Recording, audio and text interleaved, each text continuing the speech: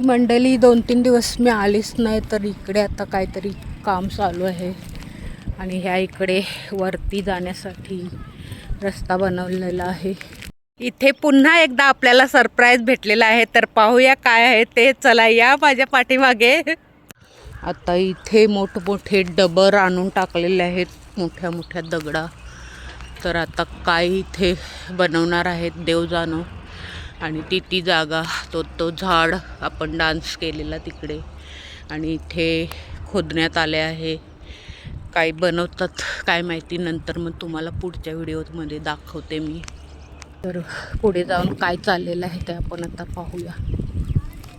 तर मंडळी, ही जी जागा तुम्ही पाहता आहात ना, ही जागा मनसट आहे. मनसट म्हणजे स्मशानभूमी, फक्त कातकरी आदिवाशांची. तर इकडे जे आपले मरण पावलेले आहेत माणसं, महिला, त्या लोकांना इकडे जाळण्यात येते, आणि जर लाकड्याला पैसे नसले तर गाडण्यात येते. असं इथे म्हणजे पहिल्यापासून होत आहे, परंतु आता ही एक जागा गेलेली आहे. तर आता काय माहीत नाही काय करणार आहे. स्मशानभूमी तर आपल्याला उपलब्ध नाही.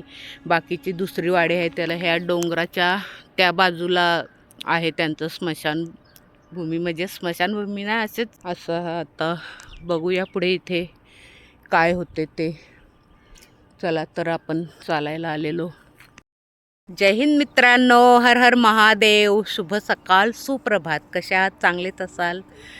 तर आता इथे पाहिलं आपण कसे नवनवीन बदल घडत चाललेले आहेत.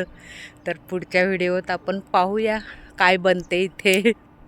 आणि डोंगराच्या टोकाला पहा मंडळी, धूरकाड्या इवन चाललेला आहे.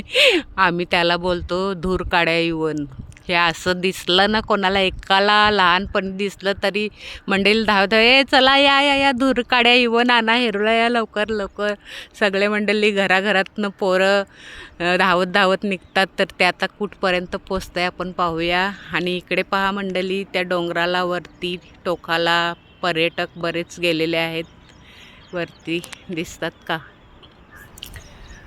पावसाची वाट पाहत आहेत बिचारे, काय करणार.